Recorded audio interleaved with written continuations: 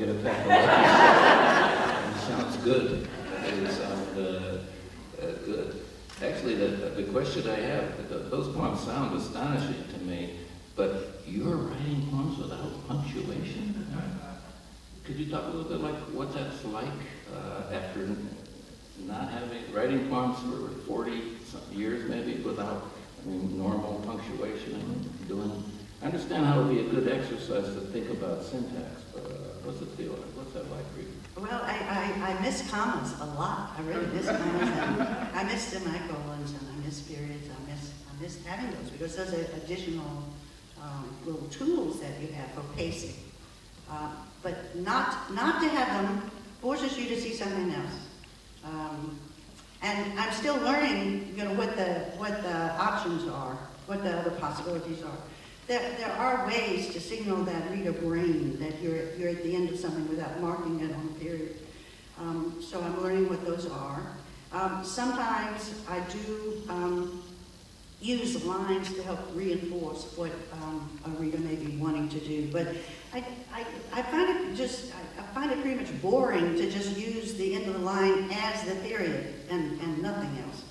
So what it does is to allow me, I think, to do a different rhythm, and therefore it's a different voice. I think.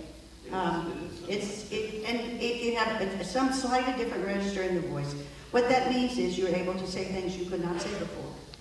So if you remove the punctuation, and especially if you happen to write with a high degree of punctuation, let's say you were Carl Phillips, and you write a Latinate sentence that has all these wonderful little sophisticated moving parts to it, and those need to be separated off, right, so that the reader makes no mistake, that this is a little interrupted piece of syntax.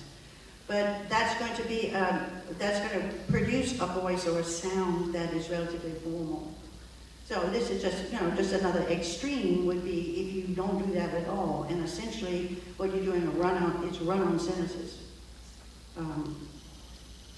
So anyway, I'm learning things, and I think that's the main thing that we want. I think we write poems in order to discover something. And after you've done it for many, many years, I think there's a real danger of mannerism. There's a real danger of making the kind of poem you have made before.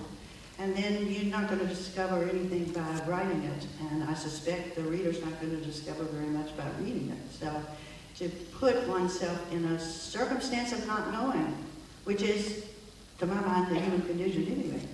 So instead of thinking of poetry as this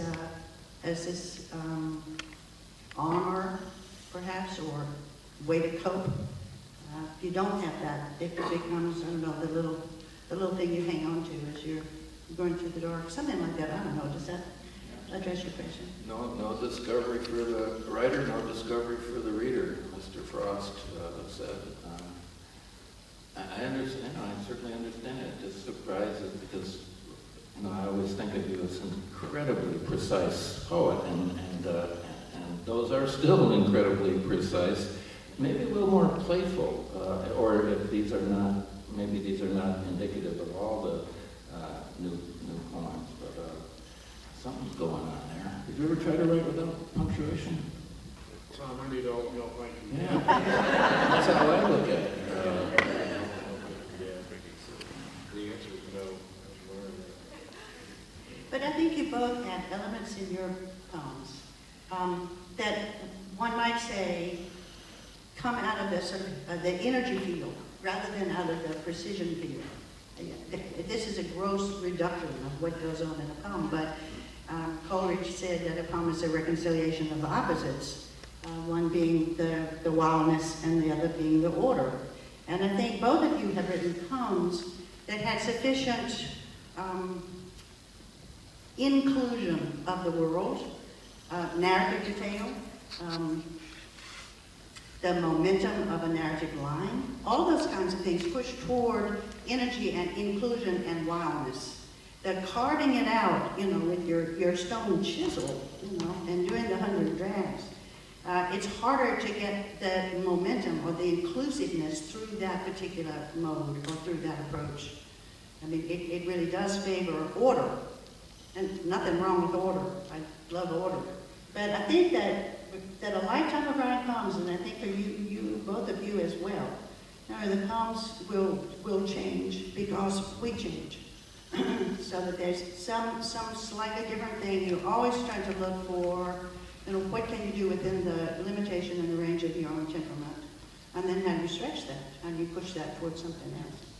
So, I always give as an example now, when this book comes out, I'll use it too, but if students who want to write without punctuation or capitalization, mostly when they want to do that, it's because they don't know how to do it properly. You know how to do it properly, so, it's like you got to learn the rules before you break the rules. But the book, I always said, was an incredible example of that, because he doesn't even use any capitalization in this book, and you know exactly when I Am the Bitter Name by C.K. Williams, one of his early books. So if you could, that would be a hard book to find, but some of those poems would be in his selected poems, but not a piece of punctuation or capitalization in the entire book. He never did it again after that book. He wrote that one book.